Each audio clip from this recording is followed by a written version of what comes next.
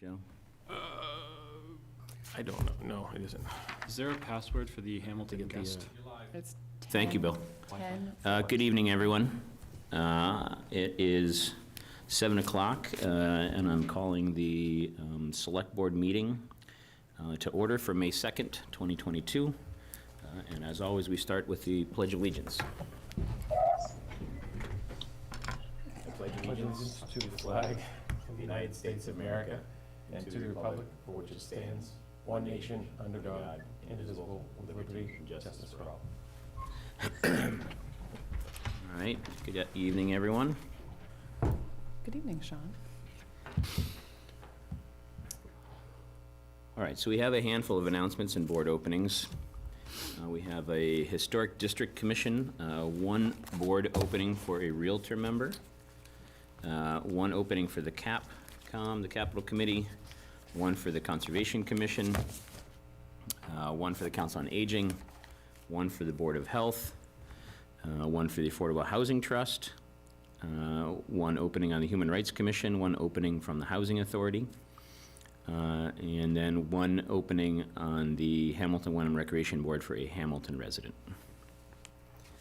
And now we have public comment, 3 minutes on topics not already on the agenda. For anyone joining us on Zoom, please raise your hand if you want to speak now, or if there's anybody here that wants to speak, I'll give you that time.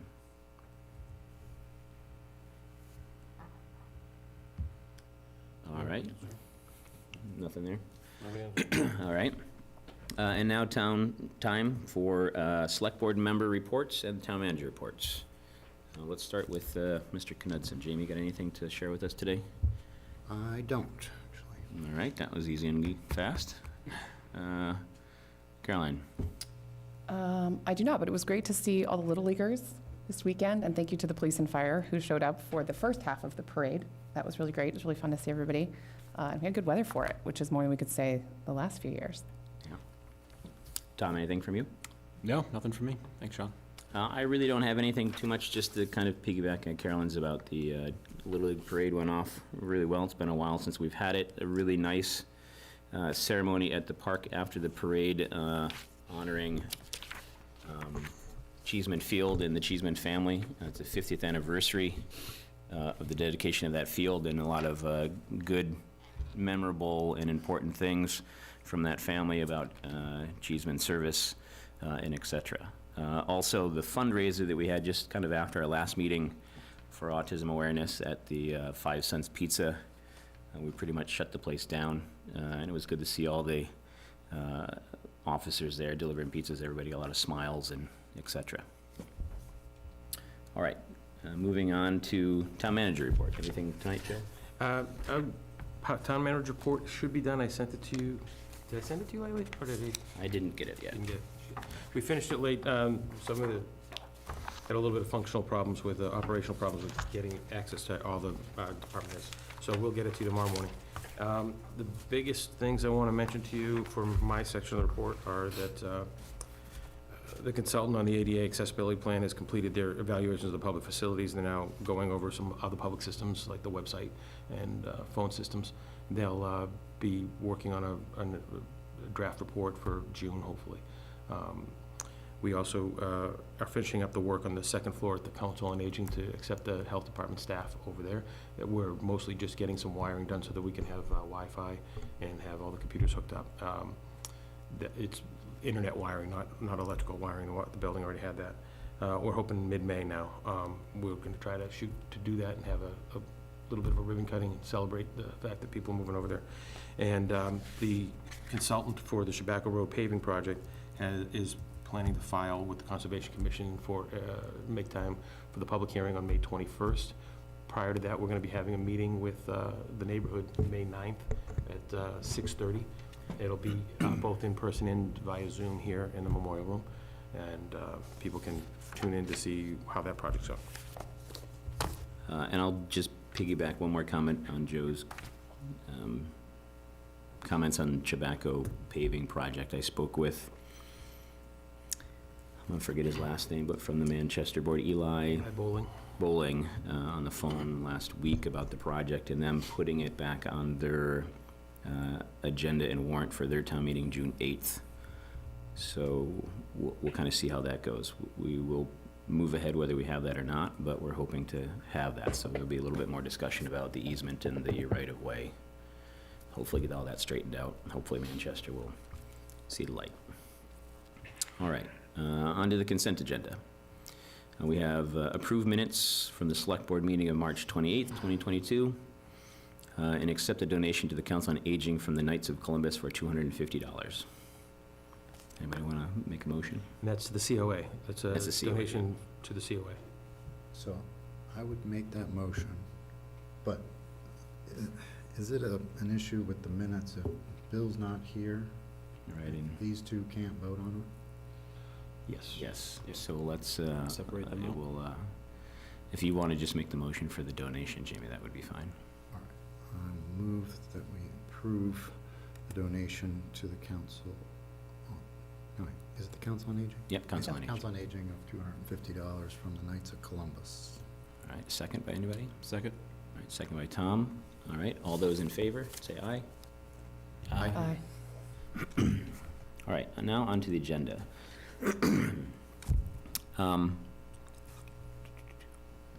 We have first up a proclamation to recognize May as Older Americans Month. So Joe, do you want to fill us in? Well, we have our Council on Aging Director, Teresa Woodbury, on the Zoom with us tonight, so we'll let the expert tell you about it. Hi Teresa, how are you?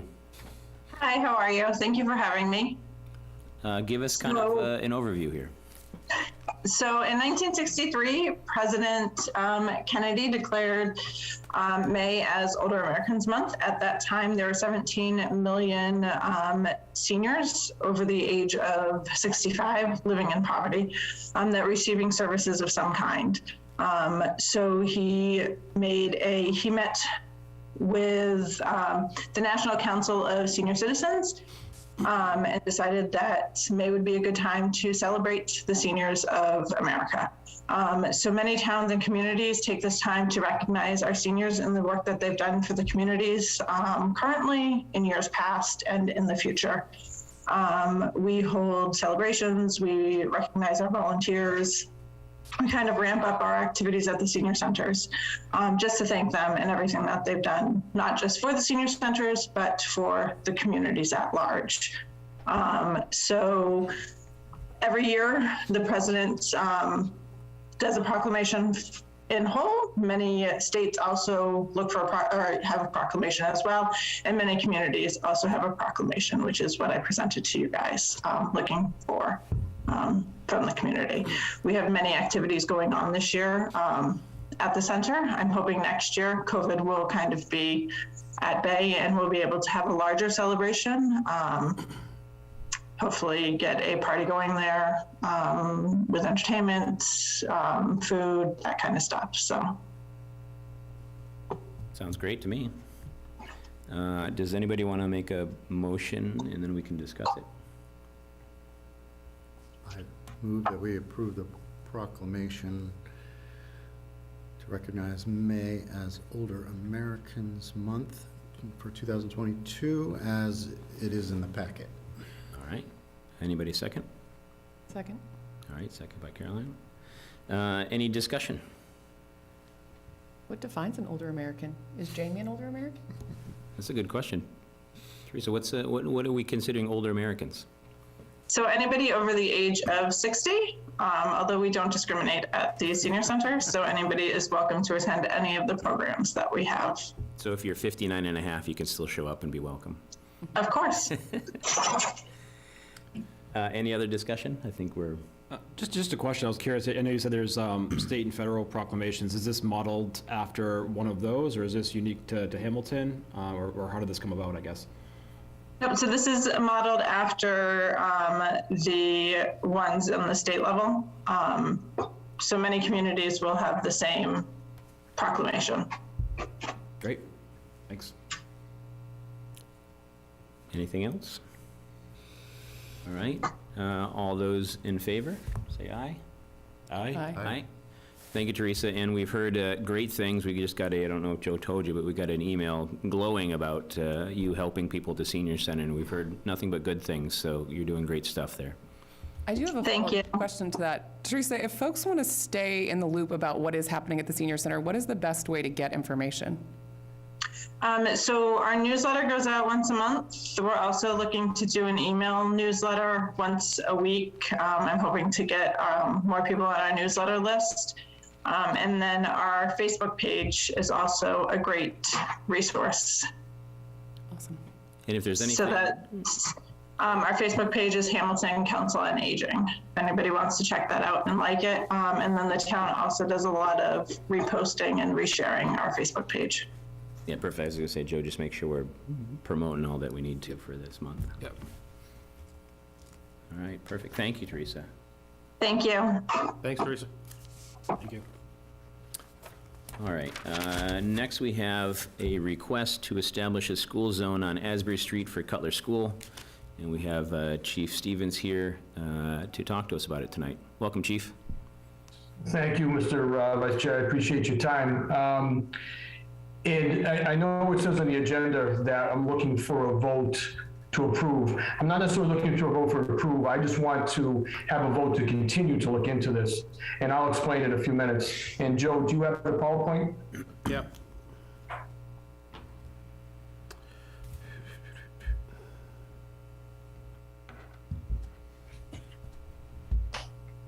Here you go. See that? Okay, so what I'm looking for when I'm putting forth in front of the board, as our traffic commissioners for the town of Hamilton, is Cutler School, making Cutler School a school zone. So on the next slide, basically what the school zone is. School zones are statutory speed limits. So when you vote this in as traffic commissioner, it becomes a statutory speed limit. And school zone speed limits must be set at 70 miles per hour. And the speed limits within a school zone are only effect during the hours that the school is open, hours of the day when children are accessing the school grounds. So it's not like it's 20 miles an hour 24 hours a day. It's only in effect during the open hours of the school. And I'll take the next one, Joe. So Cutler School passes all the necessary requirements for a school zone, which basically are as follows. By statute, children must have direct access to the street from the property, which they do. There must be a marked crosswalk, which we have 2. And the school must involve 1 or more grades below grade 9, which Cutler School, as we know, does fall into that. And the school must abut the public right-of-way, which Cutler Road is a right-of-way. So it meets the meets the requirements under the statute to be a school zone.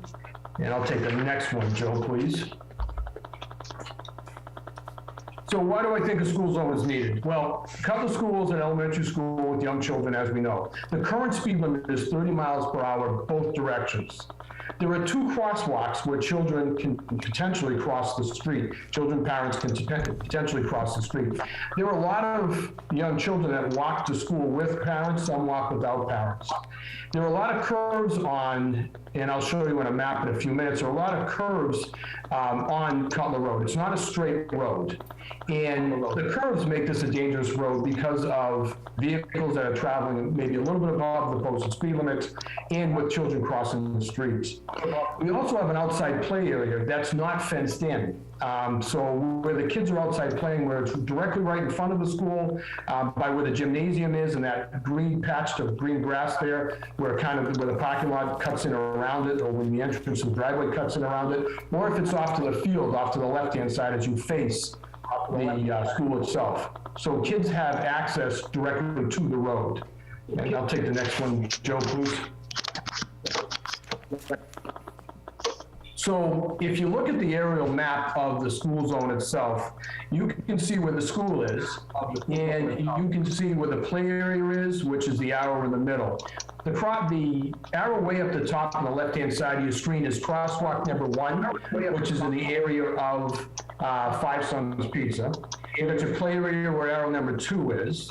we can see where the school is. And you'll see a bend in the road, a fairly sharp bend in the road when you actually look at it from the top looking down, where that bend in the road is. And then the lower arrow is the other crosswalk. So the children have access to cross the street on those two areas and those two crosswalks. I'll take the next one, please, Joe.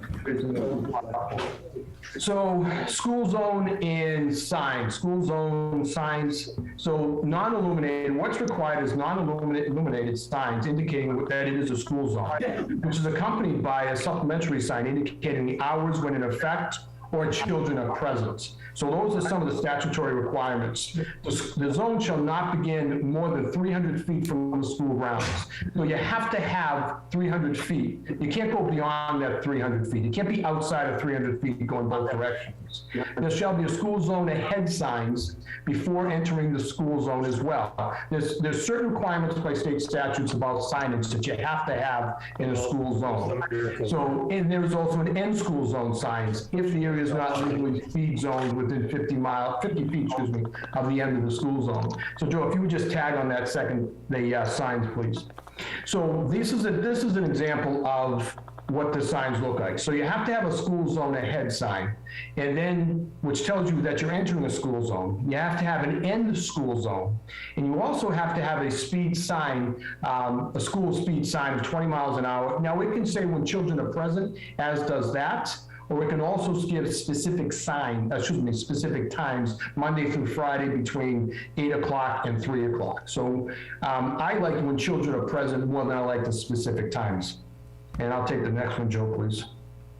So where will we locate these signs? And I'm very aware of the uniqueness of Hamilton, and I don't want to kill that whole area with signs, but if we do decide to go with the school zone area, there are requirements to have certain signs. So those signs that I just showed you, you're going to have a minimum, you'll have those 3 on each end. So the other school zone, okay, so right here, so one of the school zone signs would be placed 300 feet from the northern part of the school, just after the crosswalk. As a reference point is about 24 feet from the crosswalk sign. So this is the northern portion of the school, north of the school. So this is kind of an area where that would go, heading that direction towards the school. And I'll take the next one, Joe, please. The other school zone will be placed 300 feet after the school in the other direction, which is after the crosswalk as well. As a reference point, electrical pole number 608 is about 305 feet from the boundary of the school. This area has many bushes, trees, and a pole, so this sign would be better placed before 300 feet. So we have to, if the board, as acting as traffic commissioners, decides to make this a school zone, we have to make sure we meet the state requirements as it pertains to what signs and where the signs go, and make sure we maintain the requirements of how many feet that they have to be in. And I think on the next sign, okay, so this is the approximate area that the other signs would go, in this area right about there, and that's your pole as a reference. So on the overview on the last slide, if I can grab that. So I kind of put where the signs are going to be. So, and I know we sent this to you, so you had it in your packet so you can take a look at. I put where the signs are going to be and which signs are going to be in that area. Again, I'm intimately familiar with the signs and what we have throughout town. I'm not trying to mess up the town with signs, but if we do decide to go with this, it's not an option about the signs. You have to have those signs in those areas.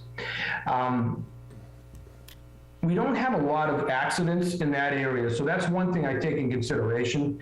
However, I'm more worried about because we have kids in that area, we have children in that area, and I feel for safety purposes that a school zone, we should be making that a school zone. I look at this, this does not fall under the purview of the state, and this actually can be done by the Board of Selectmen. And again, I'm not looking for a vote to enact this right now. I just want to have a conversation with the board in your capacity of traffic commissioners to see if you're interested in me in moving forward with this plan or not. And that's the reason for the presentation tonight. Thank you, Russ. You're welcome. Any questions or comments from the board? I have a question. Since the fields there are used in evenings and weekends for recreational sports, would ticketing also, like speed limit and ticketing happen in evenings and weekends when children are present on those fields? So that's a good question. So if there's children present, if we have when there's children present, then yes. If we have specific times, then no. So if we say Monday through Friday, let's say school for between 7 and 3 o'clock Monday through Friday, then it's a school zone between that time period. If we say when children are present, then now it's not when one child is playing on the swing set. It's if they have let's say they're using the ball field. We're having an event on the weekend. Then the answer to that question is yes. Okay, thank you. So Chief, You're would welcome. you, in the packet there, you said it could either say, like you said, when children are present, or, school hours, such and such, whatever, fill in the blanks. Are you leaning either way on that signage? So, the school zone, the school is in operation basically Monday through Friday between certain times. The problem is I find if you go through some towns and, okay, so Monday it's going to say 7 to 3, Tuesday 7 to 3, Wednesday it's going to have let's say it has a different time. Right. I like it when children are present. I also know that it would take place if it's not going to happen on the weekends because it's not necessarily going to be a school zone. However, if the ball fields are being used, by statute, it could look like, or it could be a school zone. It would reduce the speed to 20 miles an hour is what it does do, even during those events when children are present. So if there's a ball game and you have a bunch of children there and it's a school event or someone's using the fields, then it could be still deemed a school zone. I like when children are present. There are some motorists that will read the signs and they'll be very cautious. Some motorists, to be honest with you, don't read signs. There are a lot of people that just drive the roads and don't even know what the speed limits are. There's a lot of townspeople that just drive the roads and don't know what the speed limits are. Yeah, I guess my personal preference would probably be when children are present, because that baseball field and is used for soccer as well, very, very often, so. My question there, though, is that given the blind curve, you don't know if children are present until you get in front of the school. And I'm not advocating either way. I just wonder if you don't know that you're breaking the speed limit because you don't know if children are present, like what is the clarity for those who drive that road? And could you just say during town school hour, like what is the way that you make it clear that if you speed on this road at 4:30, you're in trouble versus not? I think you may get into a little bit of the weeds if you say I guess you could say during school hours, but how do you know what school hours are Right. unless they're posted there? And like with our early release days on Wednesdays and different things like that, it varies a bit. Tom, any So, thoughts? we could have that conversation. I can dig down deeper into it and go forth with this and look at the proper procedure and what we have to have by state statute, what the language, they usually give one or the other. It's not like the towns get to pick exactly, on Mondays, we'll be at 20 at school zone, but Wednesdays and Thursdays, no, and then Fridays, yes. Usually, they won't give you that kind of latitude. They'll want a little more specifics about that. Right now, like I said, it's 30 miles an hour. So if it gets close to the school zone, it's 20 miles an hour. Right. Um, It's not that much of a difference, but it is significant if there are kids out there playing next to the street. And I lost my train of thought there. I was thinking the Caroline's thing about that curve and stuff. Do you know the sight lines, Chief, as far as like when that first sign is? Do you have a line of sight on the school building yet, or no? When you're coming up when you're leaving downtown, heading towards Highland Street, where that sign is 300 feet back, you don't have a line of sight where you can actually see like where the fields are, where the playgrounds are. You would not be able to see that. Right. You wouldn't be able to see if there's children present or outside at that point, if that's what you're asking, Sean. Yeah, that's what I'm asking. Have we ever had a traffic study on that? So I've got a speed study done that I can give you the results on that. Predominantly, I don't have it in front of me, and I can get you that. I'll send, because we have the ability to do traffic studies on any road. Right. We have traffic counters that we can put out, we can do studies. It tells us the time of day, it tells us when we have our most speeders, heavy flow of traffic, it'll tell us tractor trailers. So I did that on Cutler Road, I just don't have it in front of me right now. Yeah, I don't know if it would change my decision, but it would be good to have a little extra data. And So, It's and not- honestly, I'm not asking you to vote on this tonight. I just know, do you want me to go forward with this? And I can come back at a later time and we can have a deeper discussion and do a vote at that time. Do you know, I guess a follow-up to that, kind of unrelated but related, how come we don't currently have a school zone in front of Cutler? I wish I had an answer for you. I don't. We're trying to address, we're trying to do a traffic study. We're trying to look at all these roads. We're trying to fix some of the signage. We've been working with DPW, working with Joe about addressing signage, proper signage, the height of signs. The state mandates how high signs are supposed to be, how many feet off the ground the signs are supposed to be, whether they should be on poles. When you have a sign that's 12 feet up in the air on a pole, Right. that's not a legit sign. It's not where you're supposed to put signs. Right. So we're trying to go around town and address all the signage issues. Cutler School just happens to be a school in an area where I personally think it should be a school zone. It's in a residential area. The speed limit is supposed to have 30 miles an hour. There's sidewalks there. We have a lot of kids, as you know, from being in town that walk to that school, whether with parents or without parents. Kids on bicycles, kids that are crossing those two crosswalks, kids that don't use the crosswalks children that don't use the crosswalks when you cross the street. If you reduce someone's speed, you increase their reaction time, and with that vehicle going 20 miles an hour versus that 3,000-pound vehicle going 30 miles an hour, your stopping capability is a lot greater. And how many signs would it be, Chief? It would be 4 or 5? So you've got 3 on each end. So you've got entering a school zone ahead. Yeah. And then it's a sign that shows the school zone and the times, whether it's times or whether it's going to be when children are present. And then you have your ending school zone. So you got to announce when you're going in the zone, you have to announce when you're coming out of the zone, and you have to announce the school zone itself and what your requirements are, whether children present or the times. Gotcha. Joe, what's the average kind of sign cost from DPW? $300 or so? I don't think it's that much. I'll not have that to much, get a right? price, yeah. Jamie, you had So- some questions? so Woodland Mead Something that wouldn't Is- be able to do it, no. runs alongside the school. Do they get affected at all by signage? Because the road actually runs by the school? No, once you're on Woodland Mead, well, any operator driving a vehicle up and down Cutler Road is affected by the school zone. And once you turn on Woodland Mead, I hope I'm answering your question, once you turn on Woodland Mead, you're no longer in that school zone. So it doesn't have effect once you're on Woodland Mead.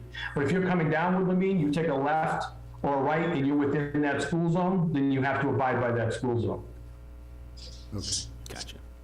But if they're within the 300 feet, which means they don't see the sign, do you have to put a second sign up for people who would be turning onto a road unaware? Yeah, would there be a sign at Woodland Mead when you're entering? Because you So- said the other sign's kind of by the pizza place, right? Yeah. And so if So you're is it- coming out from Woodland Mead and you turn left, going back into town, you wouldn't see the sign. So you could, well, you had to get into that. Now, again, it depends because you had to go through there to get out to Woodland Mead. Right. So you're in a school zone. How did you get to Woodland Mead? You have to go into the school zone to get to Woodland Mead, and you have to go into the school zone to get off of when you get off of Woodland Mead. But we could still post a second set of signs.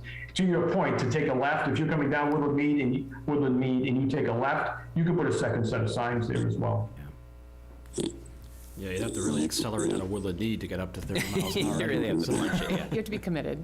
Yeah. Yeah, and I'm not advocating for multiple signs. I just wonder, like, if you got pulled over right there and you had, I don't know where it stands for that.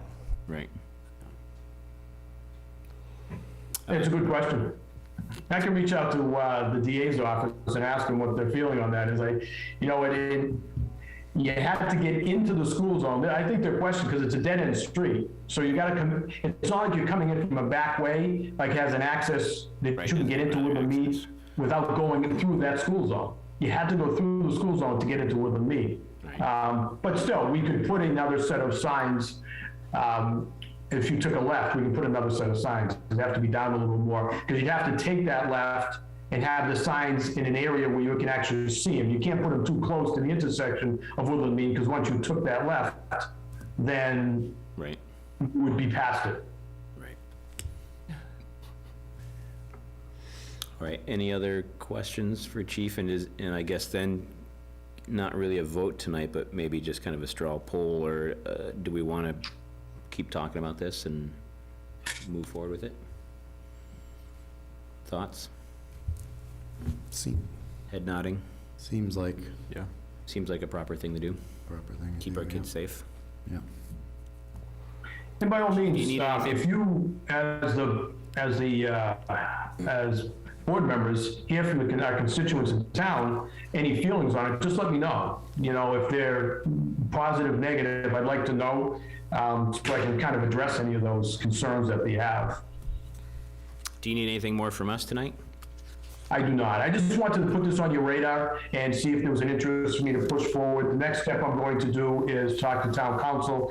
Back in 2018, they passed a bill which allows the Board of Selectmen acting in the capacity of traffic commissioners to enact school zones without having to go through the state, because it's on town property and it's a school zone. So I'm working with the town council right now on the proper procedure. So if it does come down to it, I can have everything lined up for you as your as being traffic commissioners to make a vote.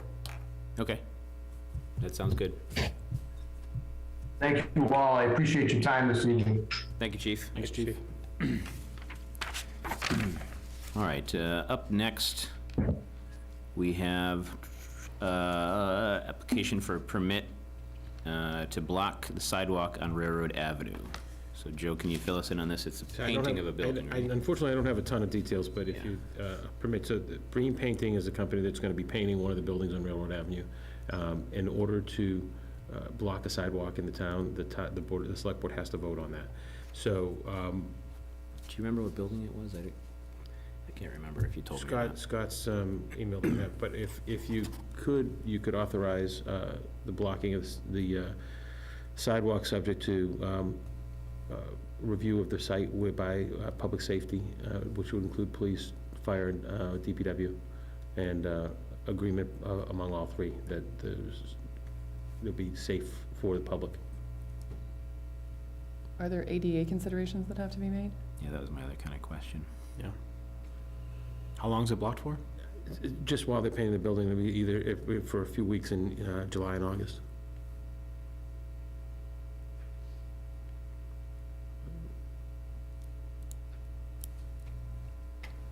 I don't know that this would require any ADA. Everybody's gonna be inconvenienced out of this, and there's a Right. sidewalk on the other side. So I'm sure that they'll do what they can to make sure people can continue to get into the buildings, at least at the level that they're at, so.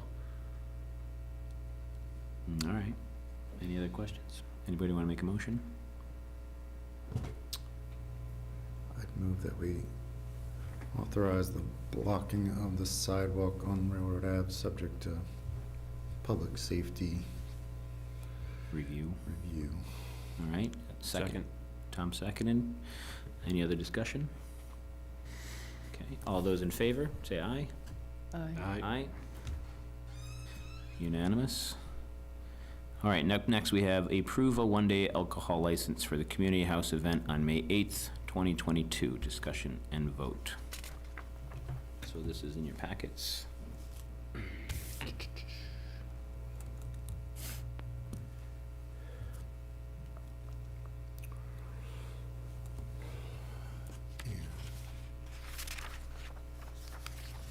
All right, it's a wedding reception, yep. About 120 people, et cetera, community house. And I assume they're using their vendor, Yes. right? They're doing Yeah, they're doing it. Right. Tips training, all that kind of good stuff. I think we got the trips training in there. it. Just looks like the sketch plan and the, We haven't typically required them. This is inside of a building that has had them for years, but. Yeah, we usually don't require it from the community house because they do it pretty much the same every time, and they've done, I don't know, 100 applications through us, so. Nothing's out of the ordinary, it's inside, so there's no tent outside or anything, I don't think. Was there a approval or notification of the the police department? It looks like over 100 guests. I didn't see That's a good question. Sorry. Doesn't look like they did. And they should have over 100.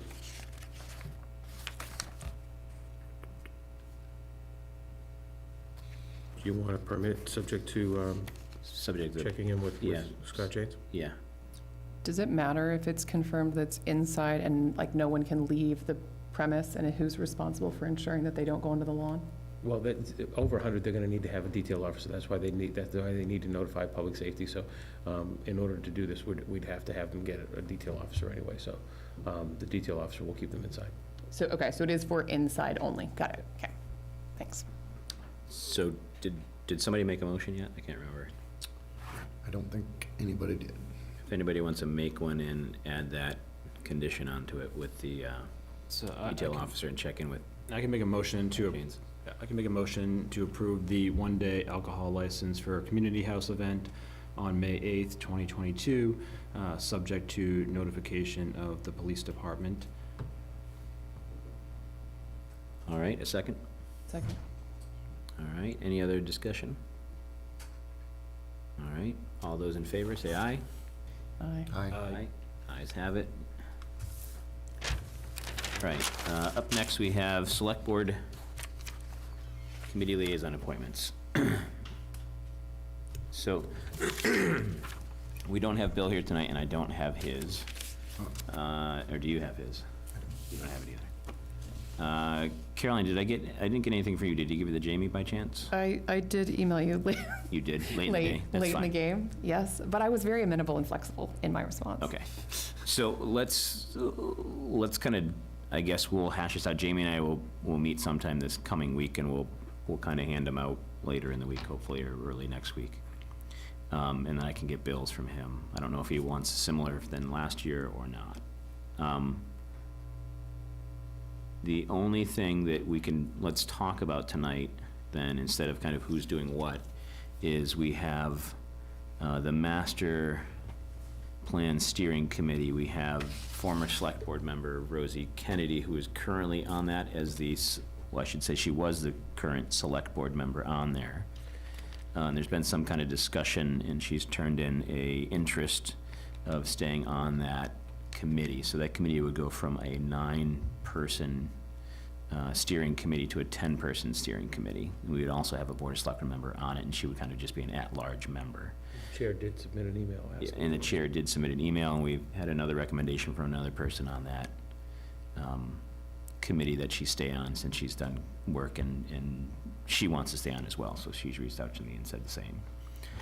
So, would we need to make a motion on that? and Yeah, vote on it, most likely? I'd suggest you have a motion to expand the committee by one, to allow the entire committee to stay in place and appoint a new select board liaison. What happens in the event of a tie? I mean, it's not the type of thing where you're gonna be coming down to, they're supposed to be building consensus and directing the actions of the consultant, not, making hard and fast decisions themselves.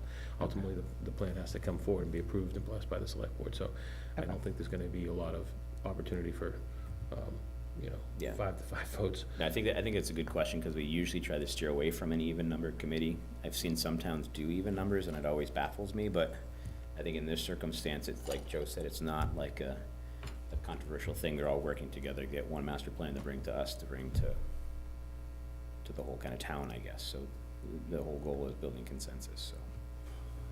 And she could have her as a, whatever, associate non-voting member, but we're assured there won't be any tie votes. I mean, we could do that if you want to. What are your thoughts, Tom? I mean, I know we briefly touched on this last time, and it sounds like this particular committee is not gonna be that divisive in the sense that we'll run into the particular issue or be split 5-5, but again, never say never, so you could always come into that situation. So I mean, it might be helpful to have a tie-breaking vote at some point, in case it does get to that point. But I mean, it might be helpful to have like an associate member that sits and kind of serves as the tiebreaker. Thoughts over there? Jamie, I mean, you made a suggestion. Caroline, what do you think? I mean, I am curious. I don't know the workings of that specific committee and what sort of decisions they are at liberty to make. I don't know if it has to do with do they have discretion over the budget of the consultant, the way the money's spent, the surveys? Does any of that come to a vote when they're putting together the actual plan, like, are they responsible for a vote on what ends up on the plan, what is prioritized, how it's prioritized, how it reflects the overall decision-making of the committee? If the truth is we're saying like, no, no, no, that's absolutely not the case, one, I'd say like, well, wow, I wish they were a little bit more aggressive in their sort of process there.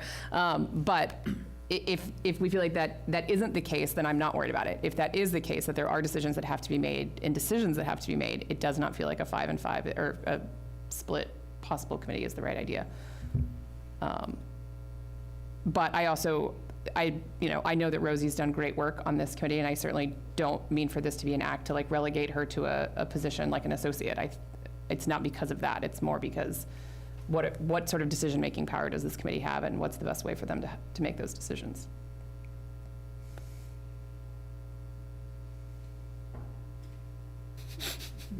I mean, to put your mind at ease, ultimately, the consultant is paid by me. Right. The budget lives in the town manager's office and is coordinated through Patrick Graffett, the planning and inspections director. He analyzes the invoice. The committee has asked to look at them, and they have the right to look at them, but whether they get paid or not isn't necessarily in the purview. That's. By point of process, can you be the de facto tie vote if in fact that comes up? If you, so, yeah, yes, I can be. If I mean, you I choose just- to be, that's fine. I've been trying to make sure the committee had the freedom to do its work without interference by the town manager. Yep. But ultimately, at the end of the day, the select board and the town manager requested this from the town meeting to get this done. That's what we need to make sure it happens and gets done. There's gonna be some decisions coming up with the contractors. Sean and I will probably be meeting with them shortly, and Jamie. And that's gonna be decisions that are gonna be made here, not necessarily by the master plan standing committee, so. Okay. So what is the actual, I guess, charge of the committee? I mean, is it more advisory, or are they, what types of decisions are they gonna be charged with? And So I guess they're making decisions, but they're not like decisions for the town. Ultimately, it's public input and board and committee input that gets the formula for what the future is for Hamilton. So they're basically making some of the ground level decisions on where the survey goes out to, how the consultant does this, how they work with the consultant. It's not really like, it's more like they're saying, no, no affordable housing, or, this or that, or the other thing, or no new schools, or whatever, because it's all it's wrapped more like into one. administrative versus policy type decisions. Yeah. Right, They're directing the work of the consultant, but the consultant's supposed to be doing the work. right. They're steering the consultant for the. Yeah, that makes me feel a little bit better, I guess. Yeah, I mean, that's fine. I don't So, wanna kick it down.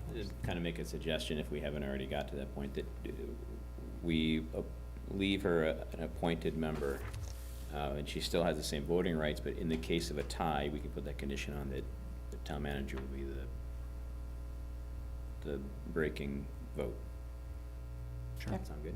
Perfect. Anybody want to make that? So motion? moved. So moved, all right. So moved. Second? Second? Second by Caroline, all right. Any other discussion? All right, all those in favor, say aye. Aye. Aye. Ayes have it. Thank you. Flag flying discussion. Amended agenda have the issue about the banners? Is that? I don't know if I had the amended agenda or not. I I don't picked the think one off we the do. chair. No, the one off the chair won't have it either, because I printed out my packet. Lori amended the agenda for us, because I was working from home. I on was Friday. gonna say, I thought there was So the amended banners were agenda, I think, for, had the issue for the tennis court, Yeah. the tennis players, rather, on Patton Park, right? yeah.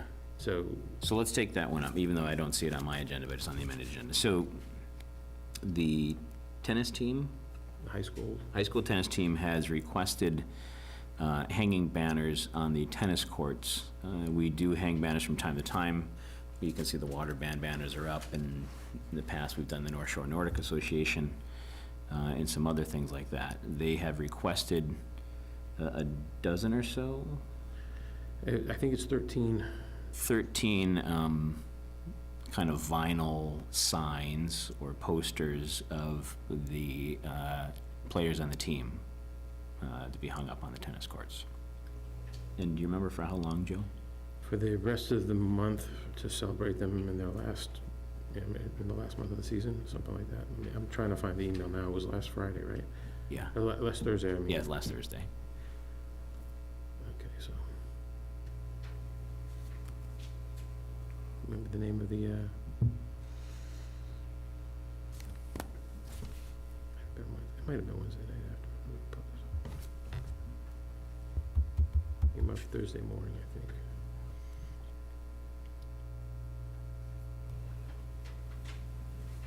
Sorry, everybody. Yeah, Yeah, if you search Leonard Dolan, that's the sender. yeah, it was Lenny, right? Permission to hang banners. Yep. There we go. There we go. All right, so the request is from Lenny Dolan, and it's for 13 vertical banners, 16 by 3 feet at Patton Park Tennis Courts for about a month. These are to celebrate our 13 seniors for the rest of their season. Please let me know, etc. And then there's example of the banner. Yeah, that was the version sheet they sent to you, right? Yeah, I've got the forwarded one from Yeah, Lenny. here. Screen.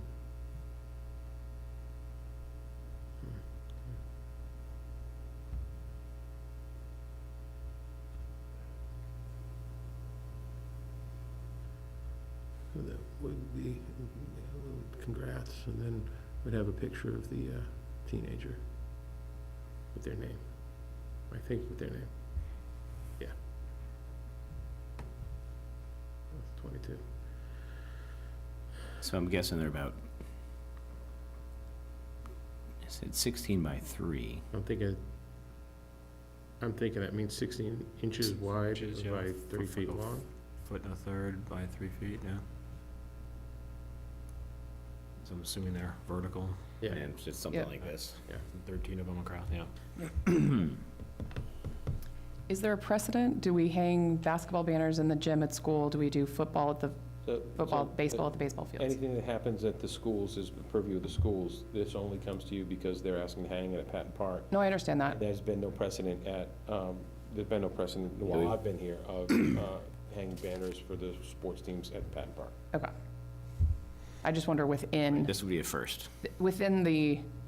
we have a delineation between the fact that their courts are Patton Park courts, but I'm just wondering at the school, like, is this something that happens? Like the senior football players are gonna hang, or the baseball team senior's gonna hang?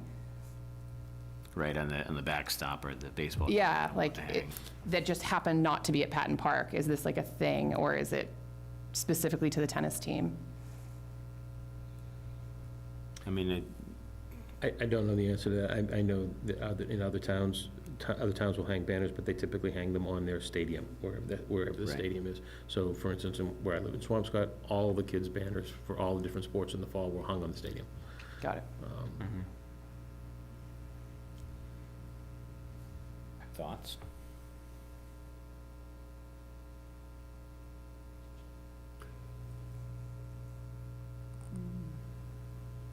So I'm just trying to, so if we have 13 of these and we're looking at like a foot and a third wide, I mean, are we lining them up in a row? I'm trying to get a picture of how much space we're covering here. It sounds like It's there's probably gonna be 15 like or 20 feet 15 by to 20 3 feet, right? yeah, of actual space. It would be bigger than and I guess we also have our water ban up there now, which Yeah. is probably same size or smaller. Do you know how big that banner is, those banners are? I think it's about 1.5 to 2 feet deep, and then it's longer. And that banner's gotta be 6 or 8 feet long at least, Yeah, at least. and we get 2 of them up. My question is like, does this, I mean, I want to support the team and the school and the students, but does this set precedent for every team? You know, say the whole football team is like, maybe they're graduating 20-some seniors or something like that. Or Yeah. maybe the whole baseball team wants it. Yeah, you could And then you've potentially got a block whole off the lot of entire kind of fence. Yeah. noise of multiple banners up there, the wet water ban, the tennis team, the baseball team, in my words, it becomes more noise than effect. Mhm. I don't know that that's bad. I just want to explore whether that's like inherently a negative, that supporting our kids for a given period of time. I mean, I do wonder if it's just sheer volume. Like we say there's a standard 3 foot by 5 foot banner and you can put all their names on there. You can put a single sign. And like, so if the entire football team wants theirs, like that's fine. List their names on a 3 by, like, is it about the sheer size of it? Is it the noise of it? Is it the precedent that it sets? But I also think the reverse precedent that like we don't want to like celebrate our seniors. Right. It seems nitpicky in a way that I don't love. Right. Do you So- know zoning has, I know we have sign restrictions, but do we have anything on banners? I know with, and maybe this was a school thing with, by the COA where that kind of sad hanging spot is by the COA. That is a certain size because, excuse me, that was the size of the banner that we could hang there. I will double check what the zoning requirement on signs, but So, and it'd be interesting to determine if individually, none of these banners are gonna go be bigger than that, because we all know that they're smaller than the. Right, but it's the But cumulative. the cumulative right. effect is gonna be, so, in some places, the sign is more an issue of percentage of coverage of a given area, right? So, Right. signs hanging in a window, and sometimes they'll say you can't have more than 25% of the window covered. Right.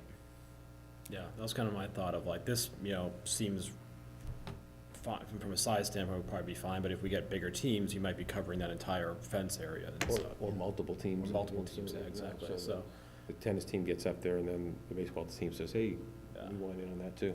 right. Then they'll be right in talking to you. Mm-hmm.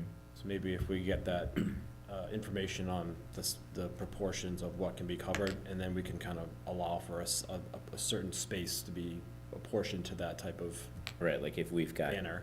250 square foot of fence, Right. we cover X amount. And then they can plan accordingly to make sure that their banners fit within that size restriction. there are a couple other little details from our current banner/sign policy. One is that it does say not more, it wants to be a minimum amount of time and not more than a period of 2 weeks, so they're asking for a month. Right. And then they're supposed to have insurance and give us an insurance certificate. And the banner is supposed to be, determined to be able to stand up to The the weather, weather, right.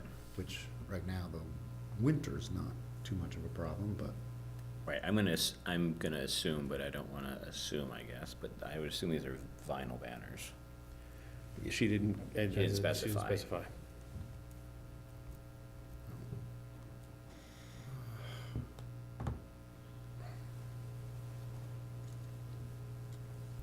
Jamie, was there more that you were gonna say? no, that's it. I mean, I agree that I'm concerned that it would open up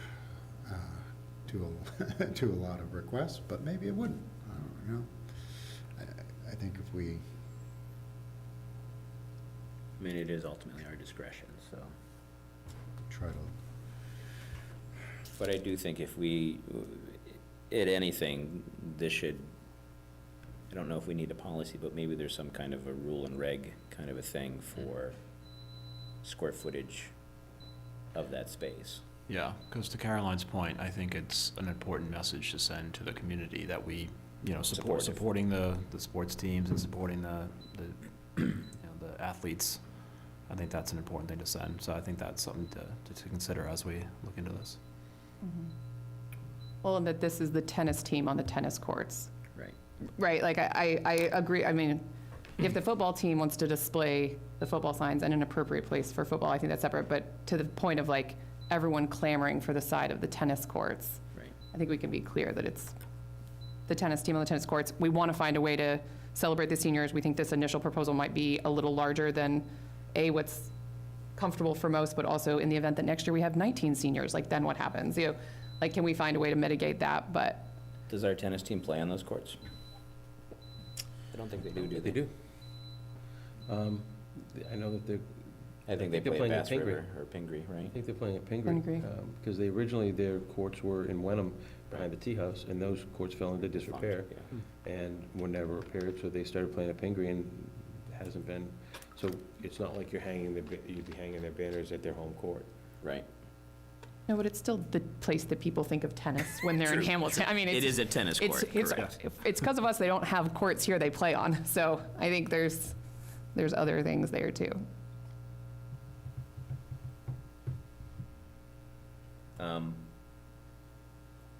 Do we think that we want to make a decision on this tonight, or do we want to puzzle it out some more?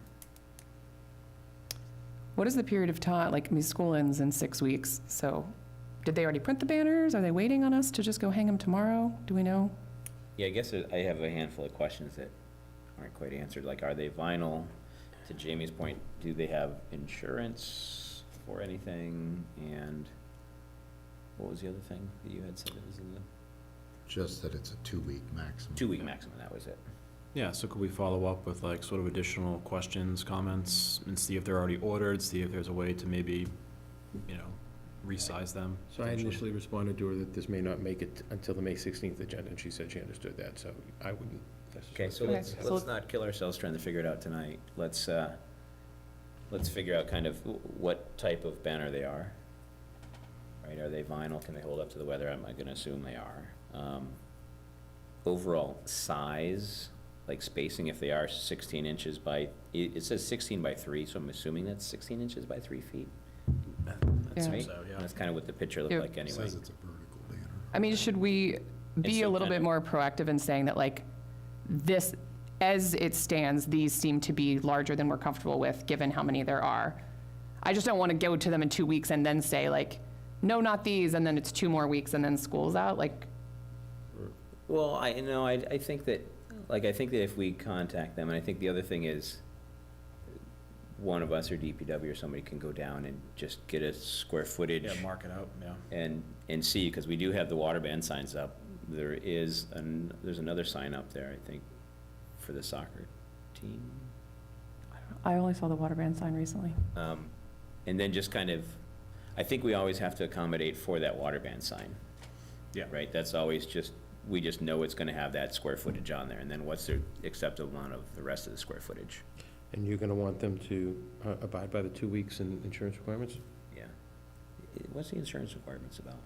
In case it hits someone in the I was just face. reading the You're just policy. reading the policy. To me, Maybe I would think that if the banner flew Those off- banner banner accidents. flew off and hit somebody, Cautious. Yeah. Ran into a car. flew into a car or something, yeah. Traffic, right. Yeah, Yeah. that makes sense to me. I guess maybe if you can find out what the limited liability or whatever, like, I don't think it has to be $1 million policy, but it might be, I don't know, we have a lot of those like that. Typically, we require at least $1 million liability insurance Yeah. policy for things having to do with town property, so. Anything else that we should inquire about? No, I don't think anything. All right, so let's see, was that a discuss and vote, or just have a discuss on it, right? We don't need to do anything else. You never have to vote just because it says so on the agenda, so, I mean, we put vote there so that you can vote if you want to, but, All right, so we'll take this up when we get more information at our next meeting, do hopefully. you want to officially table it to May 16th? Yeah, does anybody want to officially table it for me? move it, table it, or I table it. You don't even, yeah, you don't even have Perfect. to. Don't even have to second or motion it or nothing. Table. All right, now we're back to our agenda here. Not that we went astray from it, but the version that I have. Next, we have flag flying discussion and vote. And I'm sure if you looked at your emails at least once today before the meeting, you saw there were quite a few of them. I know that town council could not be here with us tonight. In light of the Supreme Court's very recent decision and our lack of decision at the moment, I would say we should probably wait on this discussion till we hear from council and a little bit more, because I haven't had a chance to read over the Supreme Court's decision. I just saw a blip on the news here after I saw my emails.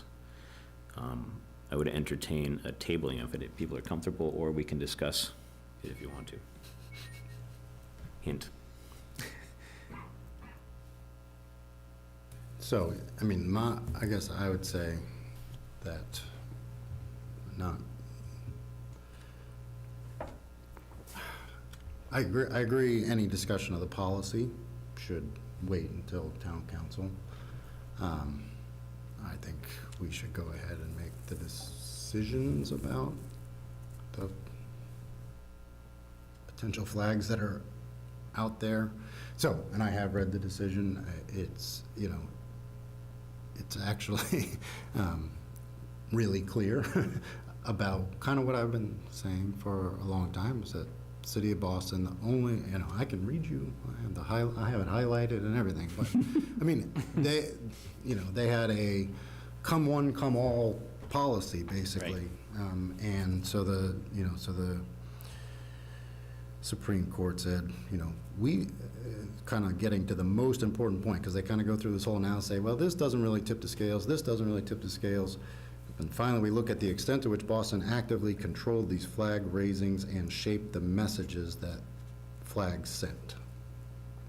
And the answer, it seems, is not at all with regard to a lot of the flags. Like they literally, they had a policy that was basically, we want to accommodate all applicants. And that's kind of how they left it. And they've never really given any serious thought to denying any of them until the They denied the Camp one. Constitution was denied. So, I think it's also kind of important that it actually is a unanimous decision. I mean, you might expect, in other words, that's how far off the rails the city of Boston went. Right. And it actually reaffirms all the things that, it's like, if the government takes an active role in making statements regarding, flag raisings and other things, it's government speech. So, and I guess the other thing is, like, I know, not our current board, but we've the had board have ad nauseam discussed discussion, right? flags so many times. So I think if it comes to, like, the issue of, like, the particular flags that have been requested, I think we've had enough kind of discussion about at least the Juneteenth and the Pride flag. Anyway, that's. Tom, any thoughts? And I guess, and actually, I'll just say, if, obviously, it's not our next meeting when Tom can be present is before June, I suppose we could reverse it at that point if he said, you guys are way off base. But.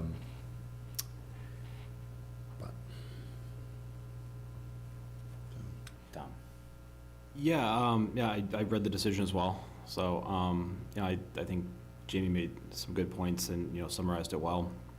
I'll wait for town council for the formal opinion but I think he's right. I think, maybe we hold on the policy until we get, that formal opinion, we can discuss it. But, I mean, from my reading of the decision, again, I think it is clear, as Jamie articulated, that, government speech is protected in the sense that, the government can express its views, and, the flagpole is a kind of a vehicle for that government expression, and it typically is. And I think they distinguished the Boston case by saying, despite the flagpole being a vehicle for government expression, since they opened it up to everyone and, rubber stamped basically every flag, that then put it into public forum, and that's when free speech restrictions or kind of apply. But I think from reading the decision, I think, as long as we're, as the government board here, comfortable sending a message that we think represents the community, and a message that we're willing to endorse and, put out there through a flag and through the flagpole, I think that we have that ability to do so. So I know there's outstanding, requests out there. So, I think that, I think we could be comfortable ruling on those. And then ultimately what that process would be moving forward, and whether there's a policy or some sort of formalized document, we can certainly wait town council's opinion what that is. But, my reading of it, it clearly articulates between what a public forum is and what is attached to that, and what is government speech, and what the government can do, and when it's expressing a message. And I think that, the government should feel comfortable expressing a certain message if it's, one they're willing to endorse. Caroline? Yep, I echo Tom's sentiments, and I think much of this is stuff that we covered in the last meeting. I really appreciate the level of engagement in the town. We did get a lot of emails. I think what was evident in many of the emails we got was a misunderstanding about the difference between public forum in government speech. And you know, that is, I think, what we're getting at, is that the reason that we've sort of punted a policy is because a policy is what gets us into dangerous waters. By keeping this government speech and making discretionary decisions about flags, we keep ourselves from getting into those waters. I mean, I even saw a couple of I know the Palmia, which we should probably update. We got a bunch of emails about that. And there is on federal property, you fly that flag, and at post office, I think you fly that flag. But again, that would also fall under government speech for us to fly that on our flagpoles. And there's a lot of support for flying that flag. And again, so when I see that folks say we should only fly these flags, but also make sure it's these, I don't think there's a full understanding of the process by which those flags get sort of approved on the flagpole. And so I similarly would say we should vote on the ones that are in front of us under the continued assumption that we are making government speech decisions here. We are not making a policy decision.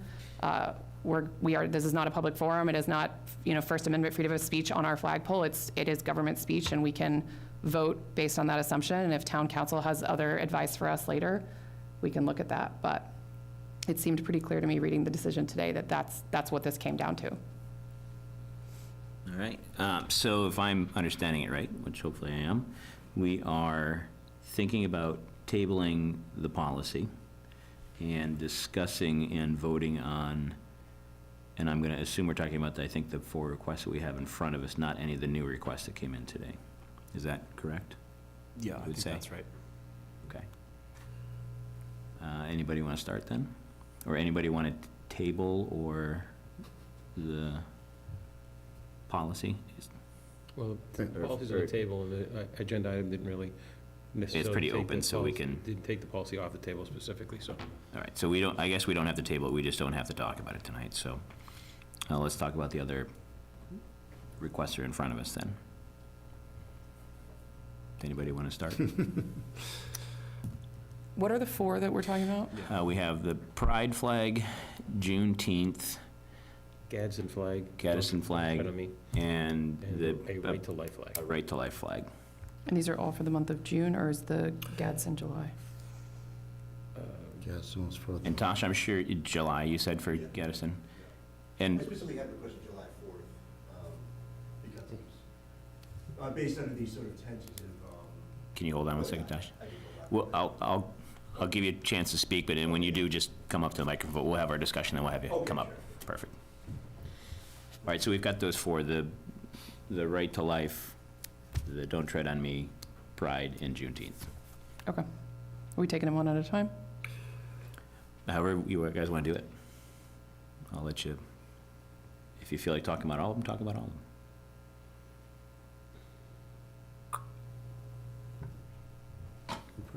Me first? I'll go first. Go first.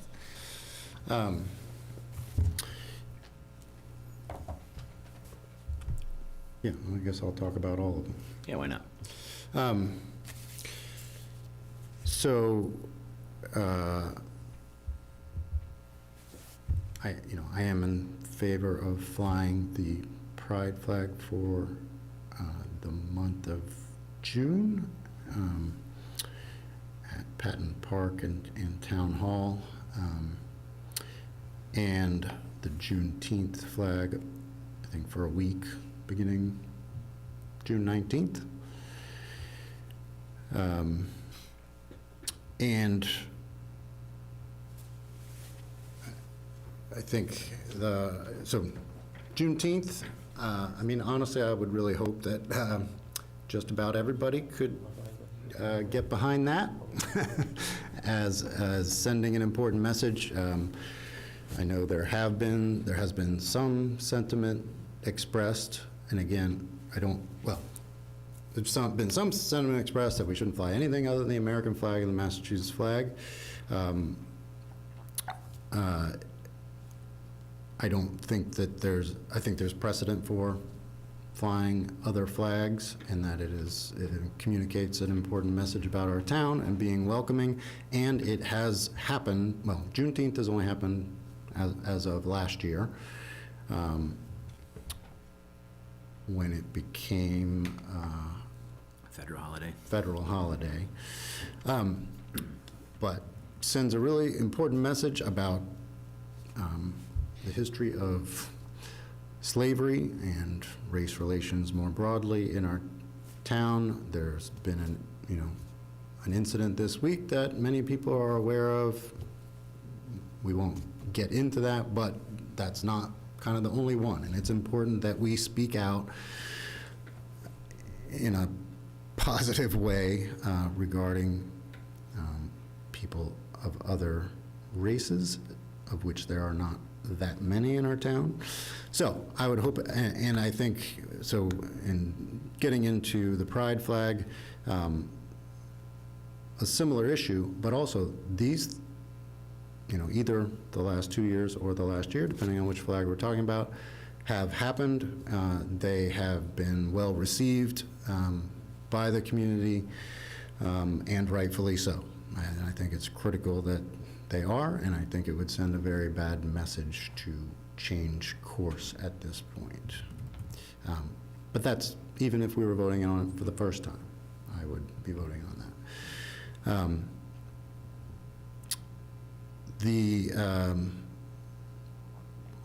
Regarding the Gadsden flag, it is, it's a flag that is,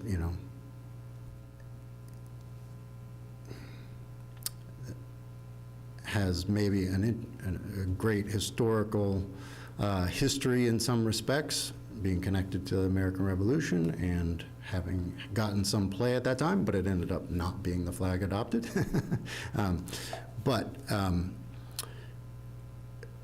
And then, more like in the 2000s, sort of has had a resurgence, partly by the Tea Party, widely adopted, which is essentially a very political, party-oriented thing. And then, frankly, it was, it's flown by a lot of anti-government people, including at the insurrection that occurred in Washington, D.C., at the Capitol, flown along with the Confederate flag and other flags. So it doesn't, especially for 4th of July, as has been the request, I think the very appropriate flag to fly is the American flag on that day. And similarly, I think we should fly the American flag as we will, and it'll be lining the streets, I believe, for Memorial Day and 4th of July, and that is appropriate to celebrate our country and many of its principles. With regard to the pro-life flag, I am not in favor of flying that. It's not kind of a recognized flag. It's adopted by, a private organization or group of organizations. And it's in significant tension, if not contradiction, with other rights, reproductive rights, which are the law of the land at the moment. So that's generally kind of my reason for those. I do agree with whoever's saying that we do need to get the POW MIA flags back up and flying. That wasn't a specific request before tonight, but I think they have flown historically, and the plan, and it's, they will fly again, and they weren't taken down for any government speech reason. Right, they were taken down to be replaced, and it's just slow on the replacement, so they will be back.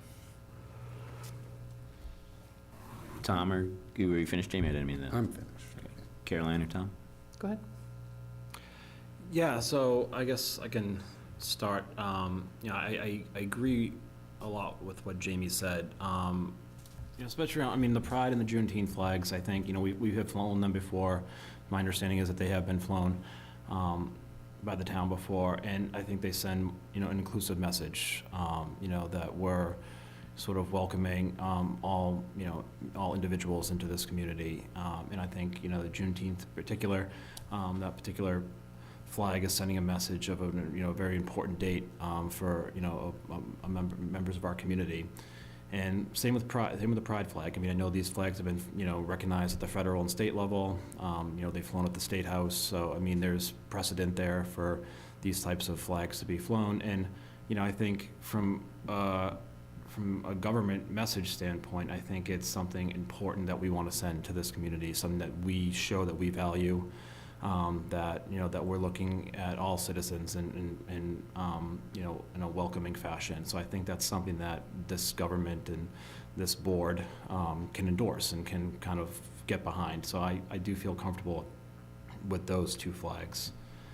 To be honest, the Gadsden flag, and I appreciate the history, Jamie, because, I've done some research and I feel like there's been, different messages on the Gadsden flag throughout its history. It's been around for quite some time. And I feel like, dating back to the American Revolution, I feel like the context or the message around it is not always clear.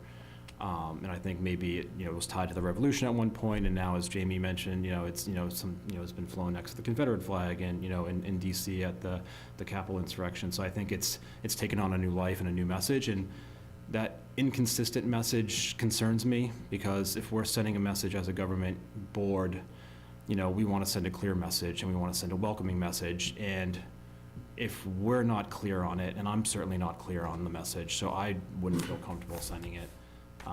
I don't think we as a government entity can send a message that has, conflicting, send a, support a flag that has conflicting messages that people might take differently. So because of that, I don't think I'd be supportive of the Gadsden flag. Again, the pro-life, I think, there is, we're in Massachusetts, which is a right to choose state. I mean, this is something that, protecting women's rights, and, something that I feel like is important for a lot of members of this community. So I think that sends a particular message as well that, is a bit divisive. So again, I think the right to life flag, I think I'd be concerned as a government body sending that particular, posting that flag or raising that flag, and the message that it sends to some of the members of this community. So I think I'm in agreement with Jamie on the Pride flag, the Juneteenth flag. I think I could get behind raising those and voting to approve, but as far as the Gadsden flag and the right to life flag, I'd be concerned about doing that and the message that it sends from this board. Thanks, Tom. Before I ask you your opinion, would you mind if, I know Tosh is the requester of the Gadsden flag, would you mind, you want to say something about it? I could defer until I've heard everyone's probably, I think I give everyone's on the boards, because I can respond to some things. All right. Caroline? Yeah, I think this is well-tread ground. I tend to agree generally with what I've heard both Jamie and Tom say. I do think the message of wanting the flag to be clear and consistent in its message across anyone who sees it. I mean, a flag in and of itself is a quick symbol for something. I think when it comes to the 4th of July specifically, when I imagine a town hall or a Main Street being, sort of having American flags everywhere, and then we fly the Don't Tread on Me flag at Town Hall, without an explanation, of which there are many that you can provide, and I look forward to hearing them. But without that explanation, I do not think it sends a consistent and supportive message on the 4th of July. I think it looks like an act of rebellion, which is, to your point, is the spirit of sort of the 4th of July, but it is not sort of the assumed or presumed flag that represents that day. And I think to go against that could be, in that moment, considered highly offensive to a lot of people without that explanation. And because of that, and because of the lack of sort of clarity of why it's being flown, and, Tosh, you could stand on Town Hall all day and explain to every person that drives by. But for that reason alone, I just think it's not a great idea, and it doesn't send a clear and consistent message to the town and to anyone driving through the town on the 4th of July. Similarly, I think you see the pride flag, and regardless of sort of your individual belief systems, it sends a clear message of inclusivity, that folks who identify with that flag or feel support in that flag, are welcome in this town and welcome by the people of this town. The Juneteenth flag, similarly, for better or for worse, when the flag of the United States was established, there was a very large group of people in the United States who were not represented, uniquely under that flag. And so in, 1865, when the slaves were finally freed, that flag represents their moment of American independence in a way that the American flag does, but also does not. And I think to honor that flag and have it flown sends a very clear message that we support that. And I have similar feelings on the right to light flag. I think it sends a conflicting message to those who live in this state specifically, which is, historically a pro-choice state. And I think that the women's reproductive rights are something that's really put to question for a flag like that in a way that I don't think. I think it's about taking away rights, not giving rights to everyone, which I think the pride flag is sort of anathema to that. It's about giving rights to everyone, not taking them away from anyone. So that's my sentiments at this point. Thank you. Not to belabor it more, but I don't want to make it an echo chamber in here, but I think I agree with pretty much all the statements that we've heard from everybody on the board tonight, and I share very similar opinions. They may be a little bit different, but they're fundamentally the same. So I would say I would be in support of the Juneteenth and Pride flag instead of the other two flags. The Don't Tread on Me flag, that one's a little bit gray area for me because I understand the history of it and the precedents, but there is, as Tom mentioned, there is that skewing of its meaning to different parties involved. And anytime there's confusion in meaning, I think that muddies the waters a bit. If it's a clear meaning, Pride flag is very clear, Juneteenth is very clear, American flag is very clear, POWMIA is very clear. The Gadsden flag to many people represents different things, so.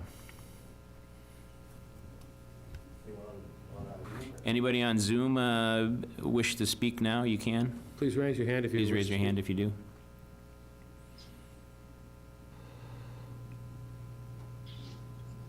Looks like the floor is yours if you want it, Tosh.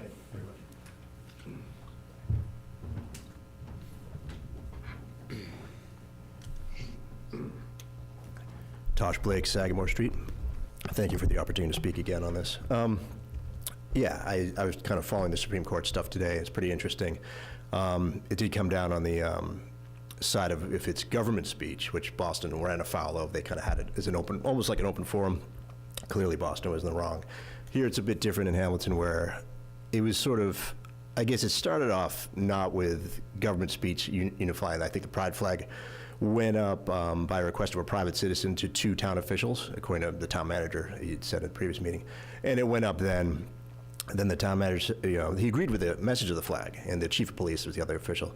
They agreed with the message of the flag, but they decided, well, the town manager said, I got to take this to the board and maybe put a moratorium because other speech we may not agree with may be requested. So we have to shut down other speech. The speech they agreed with, fine, and then it became sort of a odd precedent of how the first flag went up that was not the American flag. The standard flags have been up for forever.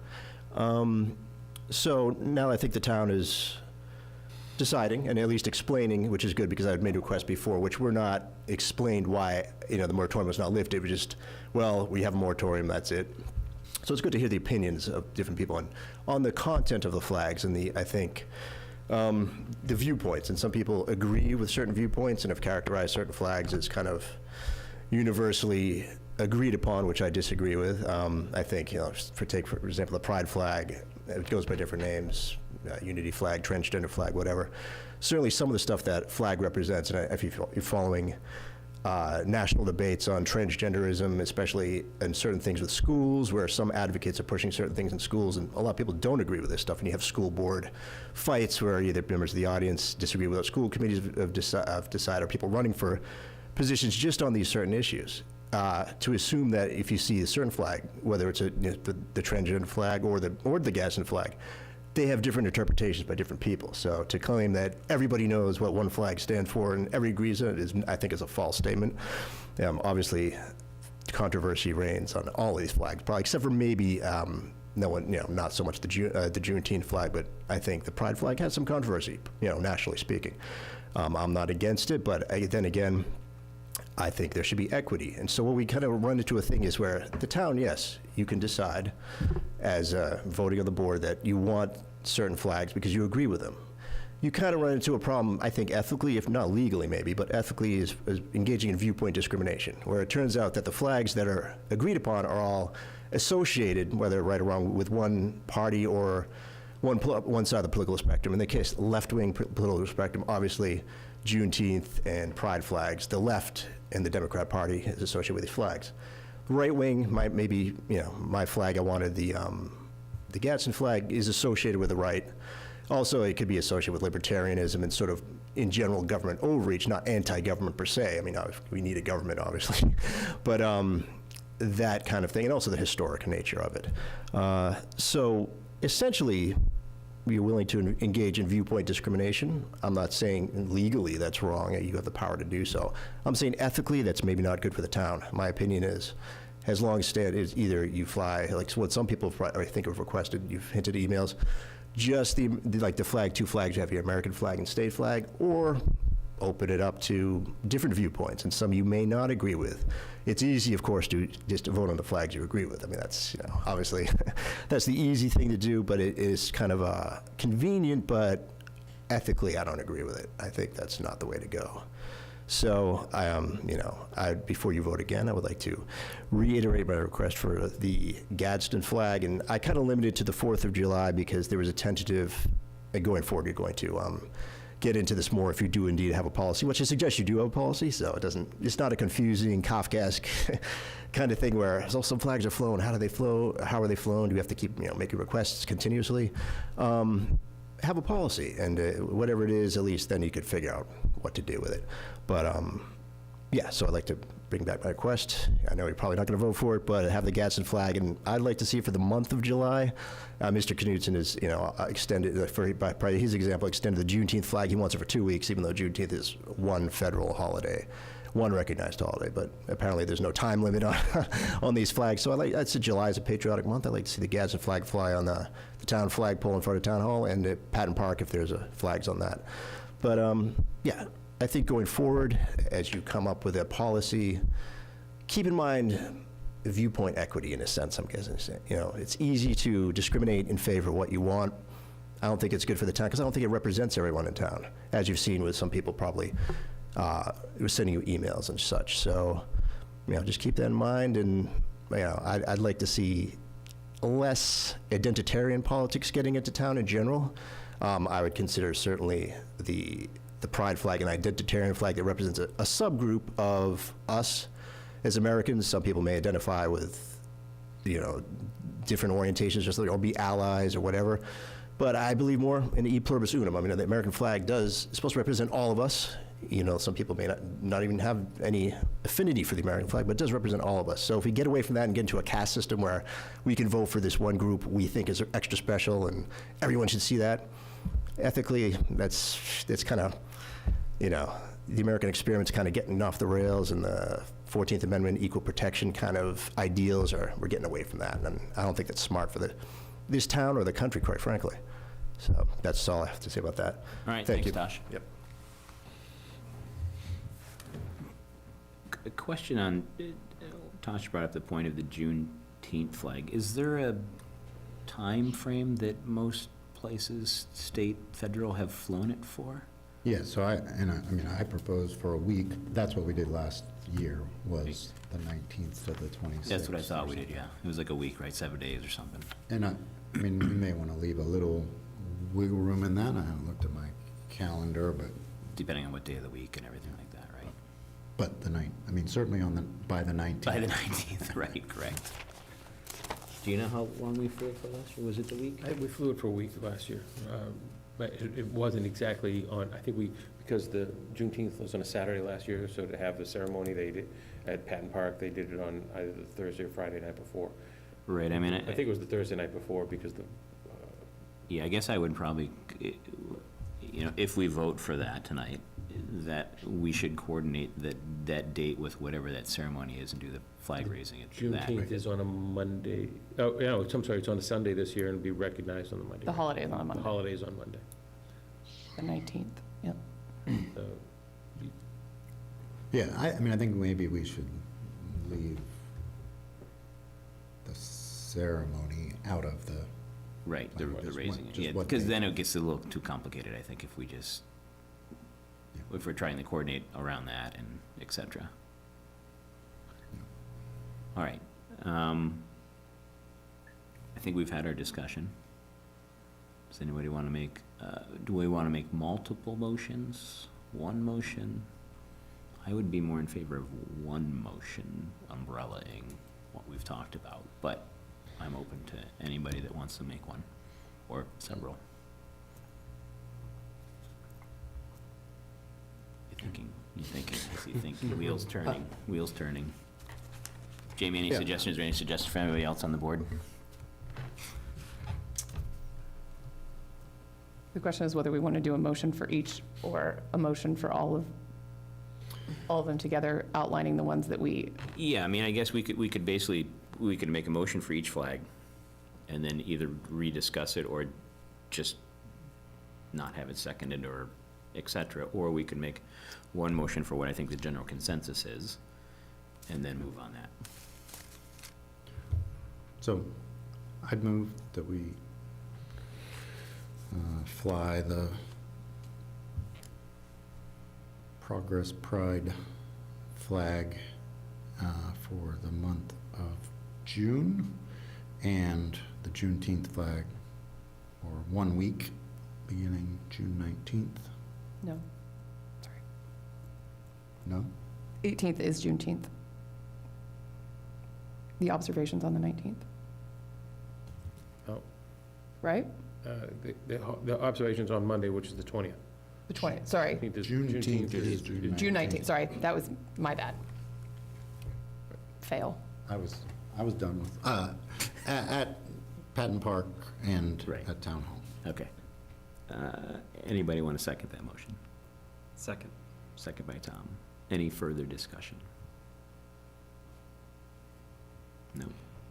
I'll just make one comment, just in response to Tosh, 'cause I know he brought it up, in regards to the message regarding some of the flags. I think that's important that we emphasize the message, and I know we're discussing, flags that we're maybe not agreeing with, what, might send a conflicting message, and I think Tosh's point was that, the flags that we are approving might send a conflicting message, like the pride flag, and, I'm wondering, because I haven't heard, a lot on conflicting messages on the pride flag. Maybe people don't agree with that message, but not necessarily a different interpretation of what that flag stands for. And so I think that might be a clear distinction, is that, not everyone is going to agree with the particular message that's coming from a government entity. But as long as we feel comfortable that the message is clear and consistent and that's going out, I think that's going to be the important piece. And maybe there are other interpretations of the pride flag that I'm just not aware of, but I wonder if that's the distinction, is that you don't have to, you might not agree with that message, but, we want to make sure that the message that we're sending is clear. So I just wanted to raise that, because I think that's an important I distinction. think that's a good point. We don't have to inform people what the pride flag is for. You may not agree with it, or you may agree with it, but it's more the message is clear with it, right? Right. That was my only point. All right, any other discussion? Points, counterpoints? All right, all those in favor, say aye. Aye. Aye. Motion carries. All right, our last agenda item is Select Board 2022-2023 goal setting discussion and date setting. We talked about this last time, but we really didn't get very far with it. In fact, we got nowhere with it, I guess. I haven't sent them out yet, but I have Joe's goals and kind of amended goals, his kind of status, where he is with those, and I'll share those with the board this week. But we had talked about a possible Saturday morning workshop in the upcoming weeks. Thoughts, questions, ideas? I mean, it doesn't have to be a Saturday, but we've typically done something like that in the past. How long is it? You said a couple hours? I'd say it's usually about 3 hours, two Yeah, to 3 2 to hours, 3 hours. kind of our normal meeting time. Because, Wait a minute. 6.5 hours. so, just our normal 12-hour meeting. Yep. No, so, I mean, I guess and for the two newer members, and Jamie's done this before, but you kind of come with soup to nuts ideas on everything, right? You get some input from your neighbors or whatever, you got your own inputs, and I would probably look over Joe's current goals and maybe even meet with him before then to see kind of what else is on the plate that's going on. And then I'm gonna have a meeting at some time with Jamie and some of the master plan steering committee and get hopefully some preliminary kind of stuff from then on what direction that's going in, because that might end up folding into some of this. And then you kind of come and just dump your brains out, and then we kind of categorize things on time frame, what's low-hanging fruit, what's big picture stuff, what can we handle as a board, what should be Joe's role in it, kind of all of that kind of stuff combined. So it's usually a 2 or 3 hour meeting. But if we're efficient, it could be less. I mean, I support hanging out with y'all on a Saturday. Is that the question? Kinda, yeah. Yeah. It's either that or hanging out with 3 kids under 5, so. Do you want to just I know schedule where every you'll Saturday stay morning, for- Tom? I'll stay an extra hour. And we welcome folks to join us, but the course. meeting will not be held over Zoom. It's a, It won't be held over Zoom, Yep. and it won't be held, it won't be televised. yep, okay. Yeah, It's a workshop type meeting, so it is open to the public, but it won't include public comment, it won't include dialogue with the public if anybody shows. We're going to be like zoo animals, basically. Yeah, People you can observe basically- Right, us. if you, Come and if you want to watch. come to be a fly on the wall and see what we're talking Yep. about, you're more than welcome. Minutes will be taken and posted and shared afterwards, but Okay. that's the extent of it. And all of it will be wrapped up into his goals and our goals, so. There will be no other votes, and we just vote on establishing the goals, there'll be no other votes related to anything else. Do you want dates? Yeah, do you have a, I've got calendar up for the next 5 Saturdays. We can scroll further if you need to, but I was of the opinion that you wanted this, I was under the impression you wanted this sooner than that, so. obviously, we've got Memorial Day weekend, the last weekend. I mean, we could do it the 21st. The 21st, I might not be in town. I guess we could either look at this weekend, the 14th, or even June 4th. I would be, and I don't want to push it out too far, but my personal preference would be June 4th. June 4th. The only reason I say that is selfish because I'm finishing a thesis by the 24th. Got it. Should go with June 4th. I'm just texting with my wife. She's back to work and she works weekends. June 4th, she's actually away for a wedding. I can probably still get that should be fine. I can probably still get a babysitter for that weekend. So yeah, we'll I hear the High School Honor Society has a number of great babysitters. Author can do it. He's Yes, my right? 8-year-old I also can do. Unless community member Corey Beaulieu comes on with public comment that I'm busy on the 4th. I think I can, that's the Democratic, It's the day before. is it the day? We're talking about Saturday the 4th, though. The convention, 3 and 4. Is it 3? 3 and 4, Friday, and so we will be in, what about a Sunday morning? We could do a Sunday, The too. 5th? I can do the 5th. The 5th works better for me. Keeps me from having to miss my son's lacrosse game on a Saturday morning, so fine with that. I'm either trading lacrosse game or baseball game, so it doesn't matter. 5th is fine for me. Okay. Okay. And Jamie, that work? Maybe? I think so. Okay. All right, so let's tentatively plan on the 5th. What time? Would you like to get it done early in the morning, mid-morning? I'd say, yep, I see him nodding his I'll head. bet I agree. 5:30, so. And I mean like early, I mean like 8:30 or 9, 3 hours and then be done. Wow. Yeah. Wow. I'll be 3 hours into my day. This is Who's perfect. waking Caroline Bolio up and getting her there? Mr. Knudsen, would you? Great, okay. Yeah, whatever time time works. So let's say, let's do 8:30. Okay, Okay, you can do it. Just don't go to sleep the night before. probably not, probably not. All right, so 8:30 on the 5th. And whereabouts? I was going to recommend the Patton Homestead, but we could do it here in the Memorial Room. What do you think, Town Manager? We'll do it wherever you want to, but the advantage to the Patton Homestead, I think they have a cool smart board that, no, they don't have a smart, they just have a screen. We could put our stuff up on a screen. I can do that here though, too, so never mind. We can do it here or there, your choice. What's We the get a board- what's the catering board think? license, we can also get a liquor license. Teasing. It's a Sunday morning, I don't know if we can do Use your imagination. that. Here or Patton Homestead? What's the consensus? Patton Homestead's fine for me. Yeah, either That'd one's be fine with great. me. Traipse through the blueberry bushes beforehand. Tom can make pancakes on the griddle. There's no kitchen at Patton Homestead, so. All right, Just real quick, before we go, if I could bring up something for the board's information, so that you could then maybe talk about it at your next meeting on the 16th. There's been a lot of talk about needing a special town meeting. You're likely going to need a vote from town meeting to support a feasibility study request from the school committee for a new school. You're going to need the board previously had been, prior to the two new members joining, had been discussing a fall debt exclusion vote and revisiting the town hall project. That would need a CPC vote to extend the funding that they had already promised to it. There are a couple of planning board issues that may be coming, zoning articles that may be coming forward in a new conservation bylaw amendment.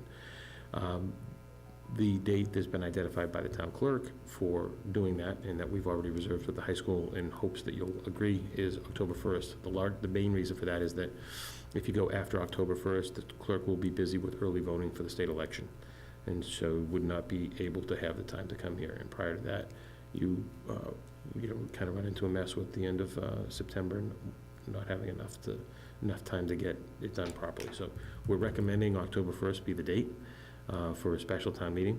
And if you are considering a ballot question for debt exclusion, the language for that needs to be to the town, the language for that needs to go to the state by August 3rd, 3 months before the election. So we'll need to finalize that language this summer.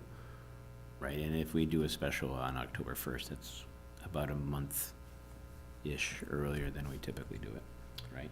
Well, We're somewhere, we're usually in that, yeah, the October, first one that I November. did, the first year I got here, you had one on like October 15th or something Yeah. like that. So it was mid-October, so it's a couple weeks earlier than the earliest I've been here for. But we've also gone as late as November 14th, so. and I don't think that we have any zoning things that we would be up against as far as planning board. Now, the planning board is Right. considering extending the downtown district to downtown include the district, winter, and also a potential rewrite of some of the aspects of the commercial overlay district so that it could potentially be overlaid onto the I spoke too Gordon soon. Conwell site, so. Those are the two big things. All right, so I guess from what I'm hearing, if we're kind of planning, I'm not really gonna discuss it tonight, but kind of, then we should start talking to the planning board about, Yeah, I've already Forward stuff. initiated that with the planning director. He's already prepping them. Okay.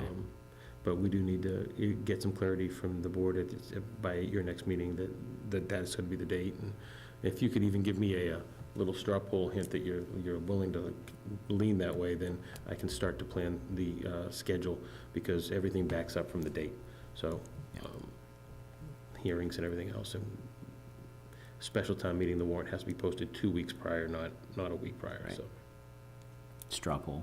How do Yeah. people feel? And that's better than a mid or late November, not late, forget about late, but mid-November. There's some deadlines, I think, that we're trying to get in front of. There's definitely some deadlines with the CPC money and potentially with the feasibility study request as well, so. That's the reason why we're kind of moving it ahead a little bit. Which, like you said, in historical perspective, it's really only a couple weeks, maybe. Because we're usually in that kind of first, second weekend in October through the first, second weekend in November, for the most part, anyway. So it's not a stretch. But it will be a little tighter if we get a lot going on. I don't see any religious holidays. I already checked it for those. Yeah. We're in the clear on that. Yeah. All right. Can we put a running item on the end of the agenda for new business? It fell off a Yep. while ago, Yep. and I don't know why, but. Speaking of new business, anybody have any new business? Who's my agenda cohort this upcoming one? Do you know offhand? Yeah, I do, because I brought the list, and I have some that if I don't have enough of them, I can get copies for everybody. I have at least a couple here. I made it up based on the meetings. I only have one, so I'll make copies. Have we Um, shared that with people, or are we just surprising them right now? Caroline is next. What's next? You're up. So the chair takes one member of the board to set the agenda the week prior to the meeting. So that would be a week from today or tomorrow, usually Monday or Tuesday. You and Sean and myself would set the agenda for the meeting on the 16th. Sounds great.